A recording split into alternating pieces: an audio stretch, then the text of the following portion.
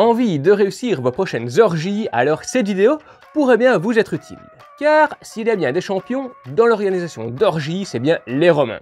Enfin, ceux de l'Antiquité bien sûr, je ne parle pas de Rocco et de ses potes. Quoique, ils ne doivent pas être trop mauvais non plus, à mon avis. Pour une orgie réussie, veillez tout d'abord à soigner votre décoration. Il est essentiel que celle-ci éveille le désir de vos convives. Fresques et mosaïques évocatrices sont à privilégier. On pourra ainsi y retrouver les sujets mythologiques phares, Hercule pour votre force, Achille pour votre courage, ou Rocco pour... Ah ouais non, ça c'est pas maintenant. Comme pour tout grand événement, vous veillerez à mettre en valeur une vaisselle à la hauteur de vos désirs et des désirs de vos convives. Ainsi, les motifs ciselés, gravés ou dessinés permettront d'alimenter les premières conversations avant de laisser parler les corps. Car à Rome, durant l'Antiquité, la déco a un rôle crucial dans la conversation. Elle sert de motif de discussion à part entière. C'est ainsi que l'on peut y trouver représentés des sujets philosophiques, politiques, littéraires ou encore érotiques. Comme l'attestent des vases sur lesquels étaient sculptés des phallus. Oui, des phallus. À vous de choisir la tournure que vous souhaitez pour votre soirée. Bien sûr, comme vous l'imaginez, la musique est un indispensable pour une soirée réussie. Pour ambiancer votre orgie, vous ferez appel à des joueuses de flûte et à des harpistes, qui offriront un intermède musical entre les plats. Car oui, les orgies, avant d'être sexuelles, sont avant tout basées sur l'extravagance des mets que l'on peut y déguster. Ou plutôt devrais-je dire, engloutir. Mais ça, on y reviendra un peu plus tard. Pour accompagner vos musiciennes, vous ferez appel à des danseuses qui accorderont les mouvements de leur corps au rythme de la musique.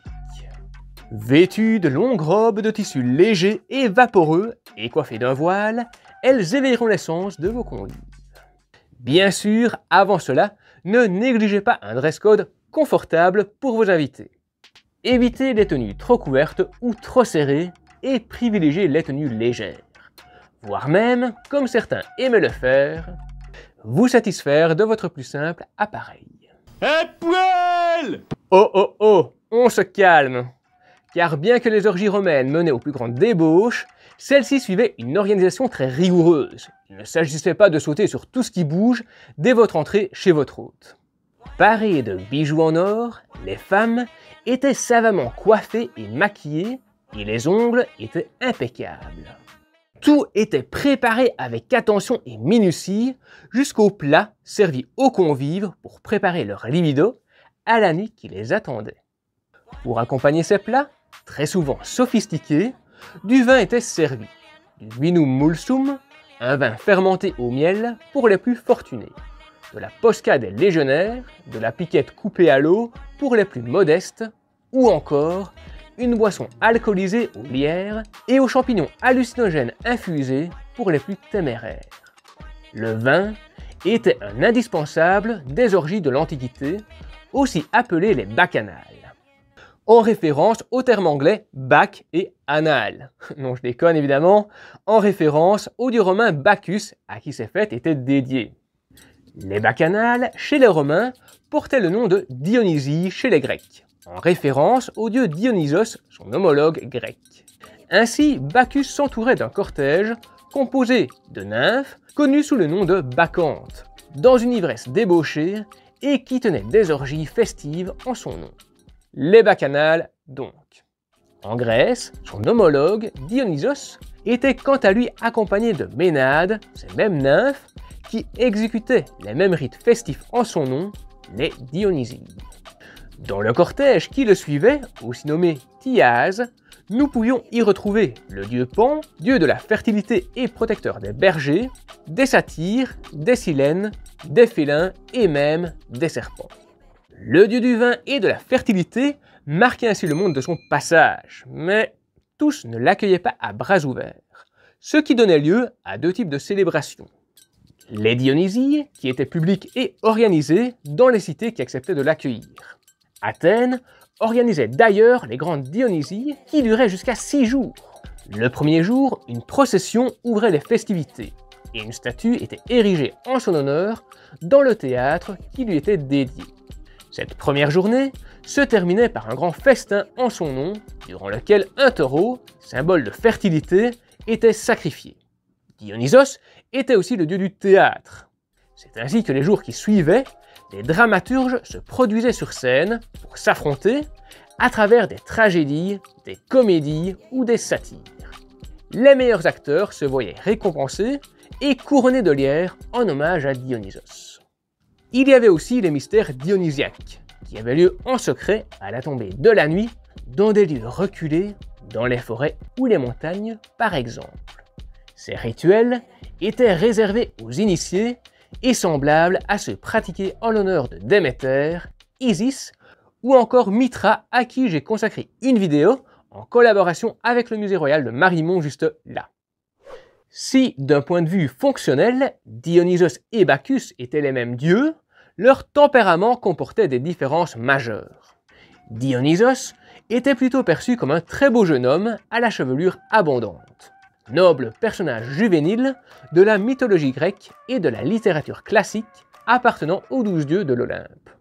Alors que Bacchus, lui, était davantage représenté comme un adulte corpulent et barbu à la mentalité revancharde, n'hésitant pas à agiter son bâton pour faire taire ceux qui osaient s'opposer à son culte et à sa liberté. Mais cela n'a pas toujours été ainsi. À l'origine, les premiers banquets romains se voulaient beaucoup plus sobres, loin de l'opulence des orgies et plus respectueux de la valeur romaine de frugalité. On favorisait les produits des champs à la viande que l'on mangeait plus rarement. Le superflu était banni, on mangeait peu. Un verre d'eau fraîche au petit déjeuner, un peu de pain, des fruits et quelques restes en fin de matinée, et ce n'est qu'aux alentours de 15-16 heures qu'avait lieu l'Acéna, le repas le plus copieux qui se terminait au coucher du soleil. Réservé à l'élite, les plats se voulaient toujours plus sophistiqués pour épater les convives. La ritualisation était de plus en plus poussée.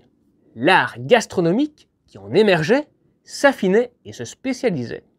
Le faste s'invitait dans les maisons romaines, lesquelles s'agrandissaient petit à petit pour accueillir de nouvelles pièces. Ainsi, il n'était pas rare de compter plusieurs salles dédiées au repas. Une pour l'hiver, une pour l'été, une pour un petit nombre de convives, une pour les grandes assemblées ou même plusieurs, selon le type de menu qui était servi. On mettait les petits plats dans les grands. Le mobilier et son agencement avaient une place primordiale. Une salle à manger pouvait accueillir 3 lits de banquet. Au-delà, une nouvelle salle était ouverte pour recevoir les autres invités. Ce nombre pouvait monter jusqu'à 9, mais pas plus. On ne mangeait pas assis ou debout, mais bien couché pour profiter pleinement du moment et faciliter le processus. Il était essentiel de pouvoir se repaître en toute quiétude et de ne surtout pas interrompre le repas.